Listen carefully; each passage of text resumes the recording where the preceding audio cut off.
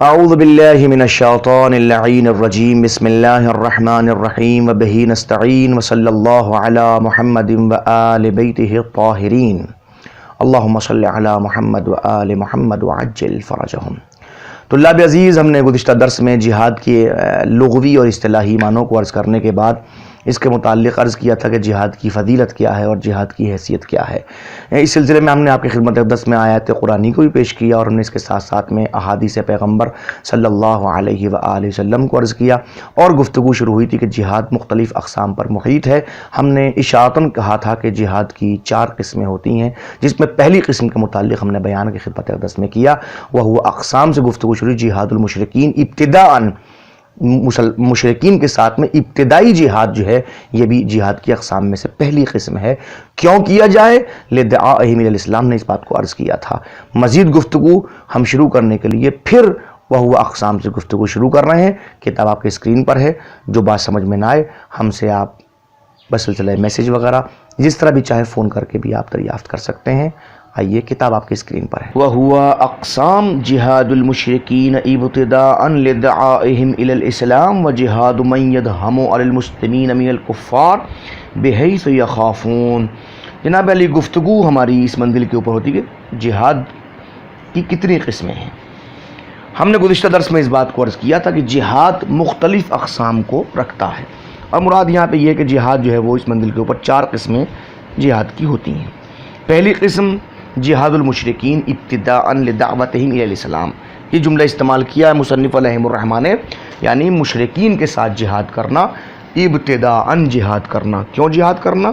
تاکہ ہم ان تمام مشرکین کو اسلام کی دعوت دے سکیں۔ یہ جہاد مشرکین کے ساتھ میں ہوتا ہے پہلی منزل کے اوپر، ٹھیک ہے نا۔ 4 قسمیں میں معین کر کے بتاؤں کہاں کہاں کون سی قسم ہے۔ یہ پہلی قسم ہے کہ جہاں مشرکین کے ساتھ میں جہاد ہو رہا ہے اور ابتداءً ہو رہا ہے۔ کیوں؟ لدعوتہم الی الاسلام، اسلام کی طرف دعوت دیتے ہوئے۔ مصنف نے فرمایا ابتداءً لدعائہم الی الاسلام، تاکہ ان کو اسلام کی طرف دعوت دی جا سکے، ٹھیک ہے نا۔ وجہاد من یدہم علی المسلمین، اور جہاد کرنا ہر اس شخص کے ساتھ کہ من یدہم علی المسلمین، جو مسلمانوں کے اوپر سختی کر رہا ہو، مسلمانوں کے اوپر شدت کر رہا ہو، مسلمانوں کے اوپر خوف پیدا کر رہا ہو، ڈرا رہا ہو، دھمکا رہا ہو، مگر کس میں سے؟ من الکفار، جو دہم کرنے والا ہو، وہ ڈرانے والا جو ہو وہ کافرین میں سے ہو، کفار میں سے ہو۔ یہ دوسری جہاد کی قسم ہے، اس کو بہت شدت سے ملاحظہ فرمائیے گا، یعنی کہ کافروں کے ساتھ جہاد کرنا۔ پہلا مشرکین کے ساتھ جہاد تھا، دوسرا کافرین کے ساتھ جہاد کرنا، جو مسلمانوں پر تہجم کر رہے ہیں اور خوف پیدا ہو رہے ہیں کہ وہ ان کے بلاد کے اوپر، شہروں کے اوپر، ان کے اموال کے اوپر، ان کے نفوذ کے اوپر، چیزوں کے اوپر جو ہے وہ قبضہ کرنا چاہتے ہیں۔ وجہاد من یدہم علی المسلمین من الکفار، کفار سے جو لوگ دہم کرتے ہوئے اس منزل کے اوپر مسلمانوں کے اوپر کر رہے ہیں، ان سے جہاد کرنا۔ بحیث یخافون، اس اعتبار سے کہ وہ لوگ خوف زدہ ہو رہے ہیں، یعنی جتنے مسلمان ہیں وہ خوف زدہ ہو رہے ہیں۔ یخافون کا فاعل جو ہے وہ ضمیر ہے جو مسلمان طرف پلٹ رہی ہے، یعنی یخافون ہم یخافون، وہ لوگ خوف زدہ ہو رہے ہیں، ٹھیک ہے نا۔ بلادہم اور مالہم جو آگے، اس کی ضمیر پلٹ رہی مسلمانوں کی طرف۔ استیلائہم علی بلادہم او اخذ مالہم، اس بات کو خوف پیدا ہو رہا ہے کہ وہ کافرین ان کے شہروں کے اوپر مسلط ہو جائیں گے، قبضہ کر لیں گے، او اخذ مالہم، یا ان کے مال کو لے لیں گے، وما اشبہہا، یا اس کے علاوہ اور کوئی۔ مثلاً اس بات کو لگائیے کہ جیسے ان کی ناموس کو لے جائیں گے، فرض کیجیے ان کی افکار اسلامیہ کو، جو آداب اور شعائر اسلامیہ ہیں ان سب کو ختم کر ڈالیں گے۔ فرض کیجیے مثلاً مدارس اسلامیہ ہیں، ان کو تسلط ہو جائے گا، تعلیم اسلامی جہاں دیا ان کو خبر، جس طرح کی جو کچھ بھی مرحلے سامنے آ جائیں گے، کافرین ان کے اوپر مسلط ہو جائیں گے۔ تب یہاں کافرین سے جہاد بھی جہاد کی اقسام میں سے دوسری قسم ہے۔ وَإِن قَلَّ، یہ واو وصلیہ ہے، وَإِن قَلَّ، اگرچہ بہت قلیل مال لے رہے ہوں، بہت قلیل شہر لے رہے ہوں، بہت قلیل زمین لے رہے ہوں، چاہے کتنا ہی کم کیوں نہ ہو، لیکن پھر بھی اس منزل کے اوپر ان سے جہاد واجب ہے، جہاد ان کے کیا جائے گا۔ 2 منزلیں ہوئیں۔ وجہاد من یرید قتل نفس محترمہ، اور تیسرے جہاد قسم اس سے جہاد کیا جائے گا کہ جو کسی نفس محترم کو قتل کرنے کا ارادہ کر رہا ہو. اب دیکھیے لفظ محترم کا لفظ استعمال کیا گیا ہے یہاں کے اوپر. ہاں یہ اس کا مراد یہاں پہ یہ نہیں ہے کہ مومن کا لفظ استعمال، محترم کوئی بھی ہے چاہے وہ محترم کافر ہی کیوں نہ ہو اس منزل کے اوپر، اگر نفس محترم کا قتل کرنے والا ہے تو اس کے ساتھ جہاد. یہ تیسری قسم ہے. او اخذ مال او سبی حریم مطلقہ، یا کسی کوئی مال کو، کسی محترم نفس کے مال کو لینے والا، یا کسی اس کی حرمت کو جو ہے اسیر کرنے والا ہے مطلقاً کسی کی بھی اس منزل کے اوپر، ٹھیک ہے، بغیر کسی فرق کے کہ ارادہ قتل یا سبی اخذ مال مسلمان کا ہو یا کافر کا ہو، کافر حربی ہو یا کافر ذمی ہو، کوئی بھی ہو، جو بھی یہ کام کرنے کا ارادہ کرتا ہے خواہ مسلمان ہی کیوں نہ ہو. بہت توجہ کیجیے گا اس بات کے اوپر، سمجھنے کی ضرورت ہے. یعنی کہ اب جہاد فقط مشرکین سے ہی نہیں ہوتا ہے، جہاد فقط کافرین ہی سے نہیں ہوتا، جہاد یہاں مسلمانوں سے بھی ہو رہا ہے. جو مسلمان بھی کسی نفس محترم کا قتل کر رہا ہو، یا کسی نفس محترم کا مال لے رہا ہو، یا کسی نفس محترم کی حریم کو اور اس کے گھر کے ناموس کو جو ہے وہ سبی کرنے کی منزلوں پہ ہو، یعنی کہ اسیر کرنے کی منزلوں پہ ہو، تو اس کو جناب علی اس کے ساتھ بھی جہاد کیا جائے گا. وَمِنْ ہو، اور اسی مذکور جو قسم مذکور کا ذکر کیا گیا اسیر کا جہاد بھی ہے. وَمِنْ ہو جہاد الاسیر، اسیر کا جہاد بھی اسی قسم میں سے.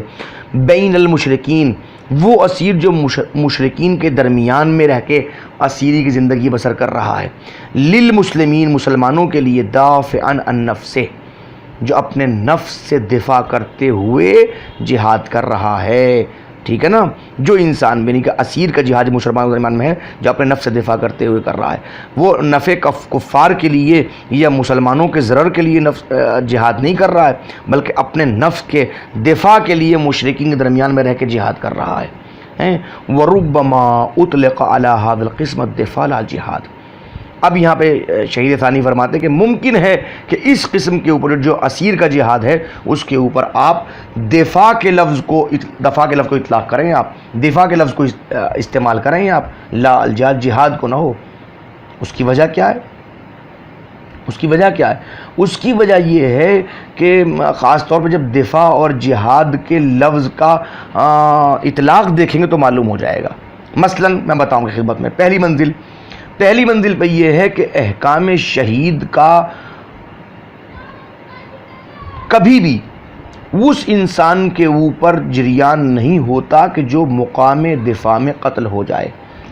کوئی دفاع کرتے ہوئے اگر قتل ہو رہا ہے تو اس کے اوپر احکام شہید جاری نہیں کیے تھے. مثلا شہید کے لیے نہ غسل کی ضرورت ہے نہ کفن کی ضرورت ہے، اس کو اسی کپڑوں میں دفن کر دیا جائے گا. اور جو دفاع کر رہا ہے دفاع کو غسل بھی دیا جائے گا، کفن بھی دیا جائے گا. ایک منزل.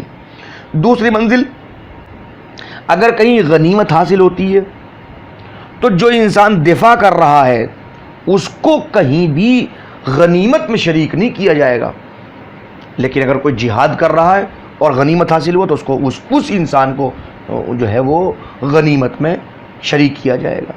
تیسری اہم منزل ہے، وہ سمجھیے گا کہ جہاد سے فرار حرام ہے، لیکن اگر کوئی دفاع کرتے ہوئے فرار اختیار کر جائے تو یاد رکھیے وہاں دفاع سے فرار جو ہے وہ حرام نہیں ہے. یہ بڑا خاص مرحلہ ہے. احکام جہاد جب انشاءاللہ سامنے آئیں گے تو وہاں چیز سامنے آ جائیں گی.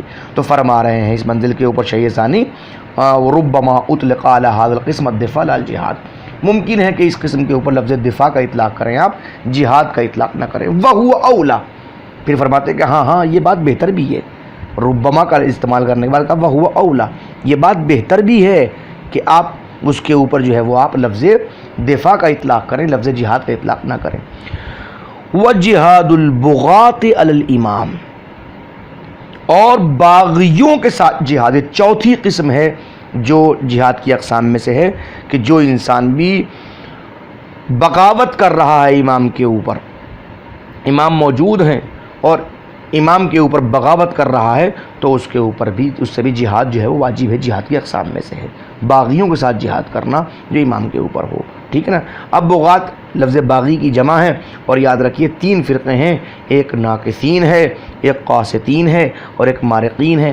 ناقصین وہ جو بیعت کر کے توڑ دیں، ظاہر اس سے مراد جو ہے وہ طلحہ و زبیر اور وہ تمام لوگ کی جو بصرے میں جنہوں نے آ کے جنگ جمل کی، جمل والے مراد ہیں۔ قاسطین وہ لوگ ہیں کہ جو ظالم اور جابر کا اتباع کر رہے ہوں اور عدل کو اور اطاعت امام کو چھوڑ رہے ہوں، ظاہر اس سے مراد جو ہے وہ اہل صفین ہیں۔ اور مارقین وہ لوگ ہیں کہ جو کسی بدعت اور ضلالت کی بنیاد کے اوپر دین سے خارج ہو جائیں، اس سے نہروان والے مراد ہیں۔ چونکہ ظاہر ہے کہ اس منزل کو اور مولائے متقیان کو دیکھ کے حضور سرور کائنات صلی اللہ علیہ وسلم نے ارشاد فرمایا تھا، یا علی سیقاتلک الناکثون والقاسطون والمارقون، اے علی تم سے 3 گروہ قتال کریں گے، ایک ناقصین ہوں گے، ایک قاسطین ہوں گے اور ایک مارقین ہوں گے۔ مراد جو ہے وہ جمل، اہل صفین اور اہل نہروان ہیں۔ تو مراد یہاں پہ باغی تینوں فرقے جو ہے وہ باغی ہوتے ہیں۔ لہذا مولائے متقیان کا جہاد در حقیقت اس چوتھی قسم کے دائرے میں آتا ہے، نہ پہلی قسم کے دائرے میں ہے، نہ دوسری قسم کے دائرے میں ہے، نہ تیسری قسم کے دائرے میں ہے۔ بات واضح ہوئی۔ والبحث ہنا عن الاول، مصنف علیہم الرحمہ نے یہاں جو بحث کی ہے اس منزل کے اوپر، یہاں جو فرما رہے ہیں، گفتگو فرما رہے ہیں اقسام اربعہ میں سے، وہ پہلے والے سے متعلق ہے، جہاد مشرکین ابتداءً جو جہاد ہے اس پہلے سے متعلق بحث فرمائی ہے یہاں پر مصنف نے، ٹھیک ہے نا۔ وَإِسْتَرَدَ ذکر الثانی من غیر استعفاء، اور دوسرے والی قسم کو یعنی کہ جہاں پر مصنف علیہم الرحمہ نے گفتگو فرمائی ہے دوسرا جہاد کہ جو مسلمانوں سے دہم کر رہا ہو، مسلمانوں تہجم کر رہا ہو، خوفزدہ کر رہا ہو، اس کا مصنف نے ذکر جو ہے اس منزل کے اوپر جو ہے وہ ایسے کیا ہے کہ تمام احکام کو بیان نہیں فرمایا، من غیر استعفاء، بغیر کسی استعفاء کے، یعنی مکمل اس کو وفا نہیں کیا ہے مصنف، ایسے ہی کر دیا۔ اس طرح کے معنی ہوتے ہیں ایک موضوع سے دوسرے موضوع کی طرف مناسبت کی بنیاد پہ منتقل ہو جانا۔ تو مراد یہاں پہ یہ کہ مصنف نے ذکر تو کیا ہے، بس صرف چند الفاظ نہیں ہیں، او ہجوم عدو یخشی منہ علی بیضۃ الاسلام، بس اتنا کہہ کے گفتگو کو مکمل نہیں فرمایا ہے۔ وذکر الرابع فی آخر الکتاب، اور مصنف نے چوتھے والے کا ذکر جو کیا، یعنی چوتھی قسم کا، وہ کتاب کے آخر میں کیا ہے۔ غور کیجئے گا، مصنف علیہم الرحمہ نے چوتھی قسم کا یعنی جہاد بغا کا ذکر جو ہے کتاب الجہاد کے آخر میں کیا ہے۔ والثالث فی کتاب الحدود، اور تیسرے والے کا ذکر جو ہے وہ اس جگہ نہیں کیا، کتاب الحدود میں کیا ہے، ٹھیک ہے نا۔ تو اس طریقے چاروں قسم کا ذکر تو ہے، مگر اس کتاب الجہاد کے اندر پہلے والے کا ذکر کیا گیا ہے، دوسرے والے کا ذکر بس بغیر تمام احکام کے بیان کیے وہ کیا ہے، روا روی میں جو کہتے ہیں ہم کیا ہے۔ چوتھے کا ذکر جو ہے وہ مصنف نے کتاب کے آخر میں اسی کتاب الجہاد میں کیا ہے، اور تیسرے جہاد کا قسم جو ہے وہ کتاب الحدود میں ذکر کیا ہے، کتاب الجہاد میں کوئی ذکر نہیں فرمایا۔ انشاءاللہ العزیز جب اس کا مرحلہ سامنے آئے گا تو گفتگو ہو جائے گی۔ صلی اللہ علی محمد و آل بیتہ الطاہرین۔